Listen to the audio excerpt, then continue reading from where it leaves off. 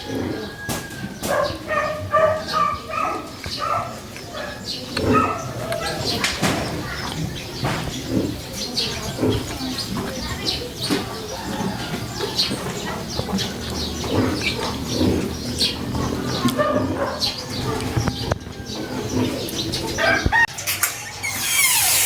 morning mga guys! Welcome to Province Live. For today's video, magluluto tayo ngayon ng Bicol Express. Okay, so bago tayo magluto, punta tayo muna tayo dito sa aking mini garden. Okay? Sa mini garden namin meron kaming ampalaya. Pero syempre kukuha tayo ng sili ngayon. May mga sili tayo dito. Guys, ito yung mga maliliit na sili. Madami yan, meron dito tayo. Pero dahil magluluto tayo ng Bicol Express, ito yung sili natin. So, ayan yung mga sili natin. Daming bunga, oh. Kung nakita nyo, mayroong red na siya, may green. Green na ayan. Ang lalaki ng mga bunga. Okay? So, mag-harvest tayo ngayon. Kukuha tayo ng green. Kukunin na natin yung mga bunga niya. Ayan. Yan, sili na to. Ang ganda, oh. Lalaki. So masarap to guys sa Bicol Express kasi fresh yung ating sili. Okay. So pwede kayong magtanim din sa bahay ninyo. Kung nakita ninyo nakaano lang to sa plastic na na container, tapos nilagyan lang natin siya ng pampataba. Yung ginamit ko lang dito yung mga waste, yung mga sa basurahan, kaya yung mga tae ng mga kabayo, mga ganun.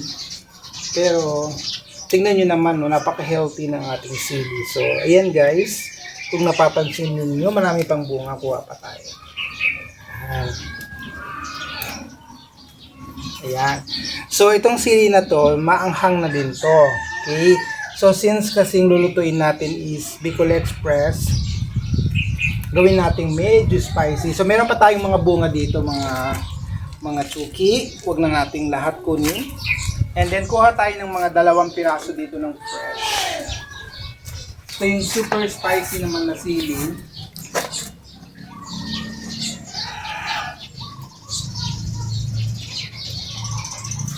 Ayan. So, ito yung gagamitin natin. Bicol Express, green chili, at saka yung super maanghang na sili. So, let's gigisa na tayo ng ating pang Bicol Express, pang malakas ang Bicol Express ng Isabela. So, tawagin natin Isabela Express. Konting oil lang ilalagay natin kasi magmamantika pa yung ating baboy mamaya. Then, pag mainit na siya, lalagyan na natin. Pwede nyo lang pagsabayin yung bawang at saka sibuyas. Wala mo namang problema dyan kung alin ang unahin ninyo, bawang or sibuyas or bawang, it's up to you. Antayin muna natin siyang uminit. Medyo nag-brown na yung ating sibuyas at saka bawang. Ilalagay na natin yung ating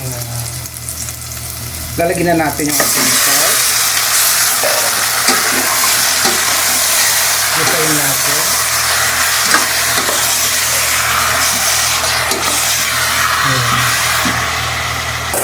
Pagkatapos, lagyan na natin siya ng paminta. Yan. Lagyan ko ng 2 paminta para mas spicy.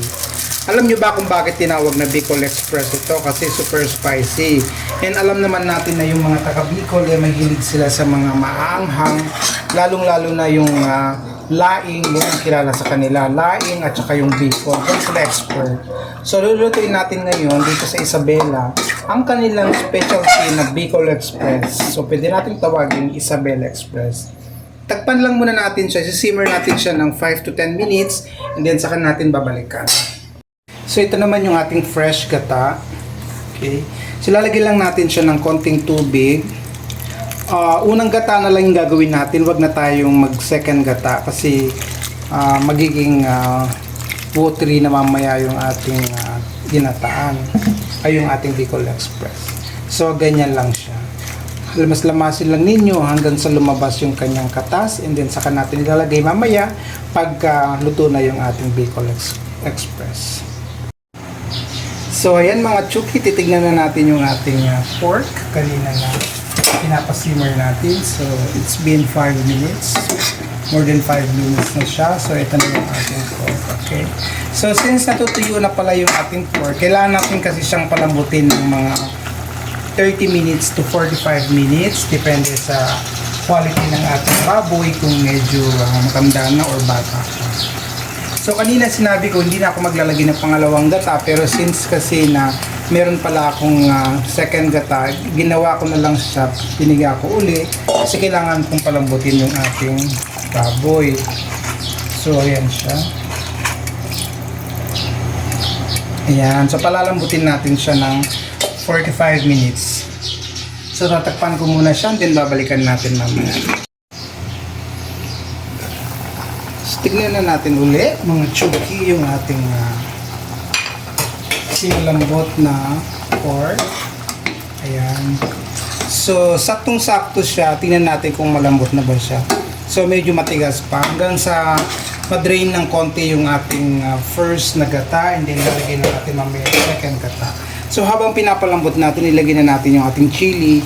So, paglalagay nyo ng chili, check lang niyo kung meron kayong mga kids na bawal sa kanilang chili, pwedeng bawasan ninyo or i-adjust ninyo.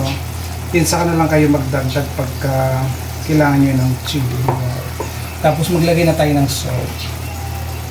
Ayan, mga chuki. Yung konting halo lang muna natin. And then, pakulan uli natin siya ng 15 minutes hanggang sa mag-drain ng konti yung ating first na gata. Ayan mga chuki, after 15 minutes again. Ayan. Kung napapansin niyo, dry na yung ating first gata. So, malalaki yung aking paghiwa para hindi naman siya masyadong maninipis. Kasi pag maninipis yung masyadong strips, madudurog na yung ating meat. So, hindi na natin siya makikita. So, ganyan yung slice ko. So, lalagay ko na yung ating last na gata. Yung unang gata, yan.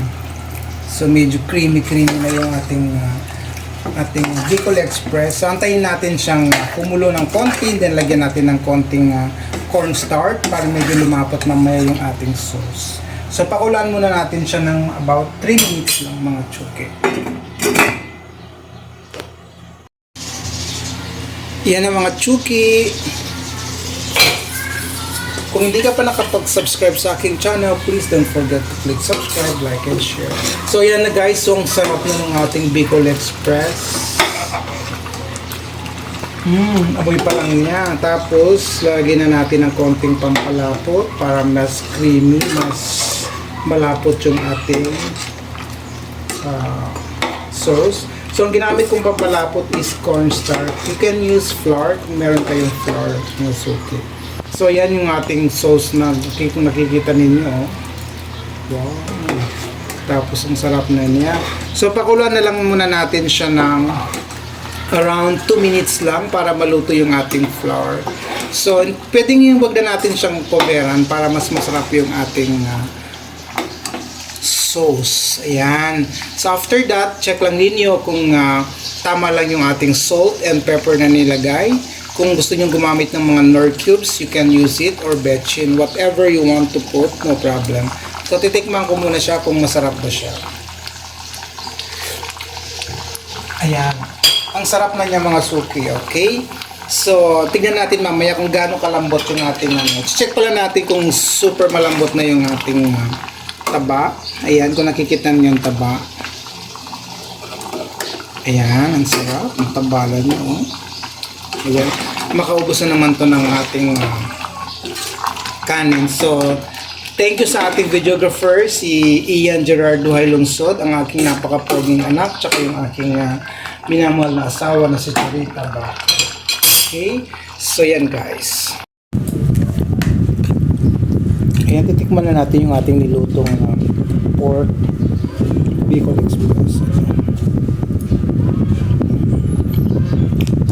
Ang lambot ng pork. Sakto lang yung kanyang gata. Sakto lang yung salt and pepper. Rice. Ang sarap. Ngayon yung taba-taba. Ayan, nakita nyo.